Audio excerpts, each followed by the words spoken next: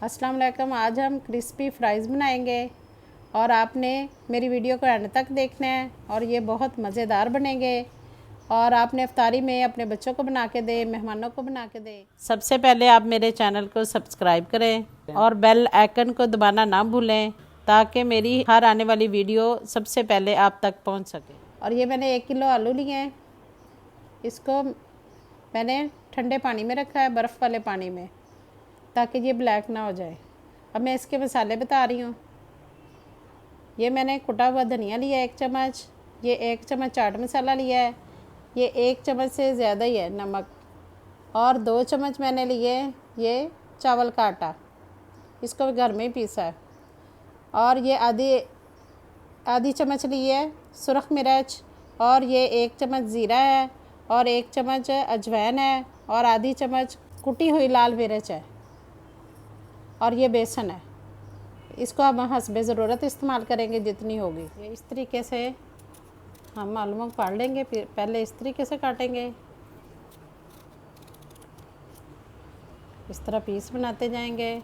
लंबे लंबे आप आलू लें और फिर इस तरीके से इनके पीसेस बना देंगे, ना ज़्यादा मोटे हो ना ज़्यादा बारीक हो। इस तरीके से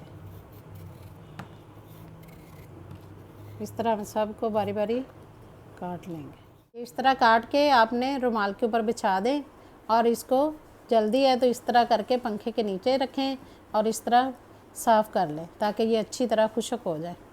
इस तरीके से पानी अच्छी तरह खुश्क हो जाए सब में। अब हम मसाला बनाते हैं इसको लगाने के लिए।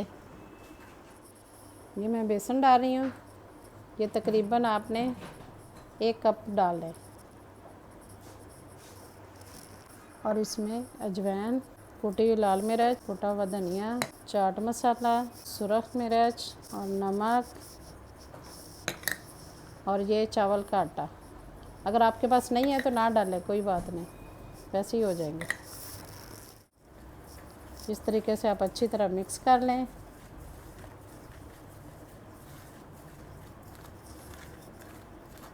इस तरीके से मिक्स करके और उसके बाद इनको पकड़ें और इस तरीके से लगाते जाएं।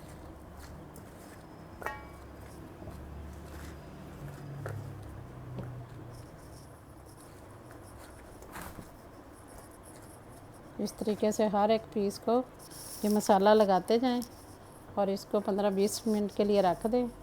इस तरीके से हमने मसाला लगा दिया इसको, और इसको 15 से 20 मिनट के लिए हम रख देते हैं, फिर इसको हम फ्राई करेंगे। गर्म हो चुका है, अब मैं इसमें डालने लगी हूँ। इस तरीके से आप एक एक पीस करके डालें ताकि उस एक दूसरे के साथ जुड़े नहीं।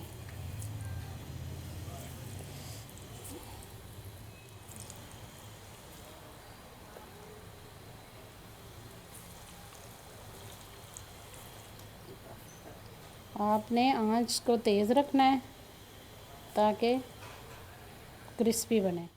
ये तकरीबन 1 से 2 मिनट हो चुके हैं। अब हम इसको इस तरह साइडें इसकी चेंज करते हैं। एक साइड से पक जाएंगे फिर दूसरी साइड से, और इस तरह हिलाते जाएं। आप देखें ये अब हो चुके हैं, बन चुके हैं। अब मैं इसको निकाल रही हूँ।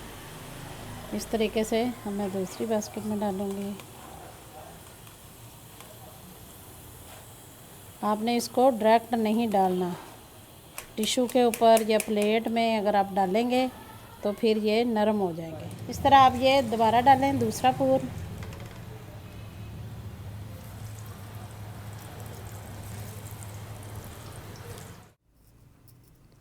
ये हमारे क्रिस्पी फ्राइज़ तैयार हैं, और इनको आप मसाला फ्राइज़ भी कह सकते हैं। और ये देखें ये कितने क्रिस्पी हैं, और ये देखें अंदर से सॉफ्ट, बड़े करारे और मज़ेदार है। और आप घर में ज़रूर ट्राई करें। मेरे चैनल को सब्सक्राइब करें और मेरी वीडियो को लाइक करें और शेयर करें। Thank you.